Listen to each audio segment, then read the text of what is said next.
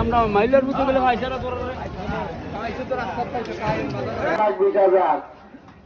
Lottery লাগিয়ে গেছে মামা, যারা বড় বড় কিনতে ইচ্ছুক মাছ বাজারে চলে বাজারে 3-4 লাখ টাকা ভাই 3-4 লাখ টাকা দাম চলে আছে ঐতিহ্যবাহী বুড়িরপাড় বাজারে।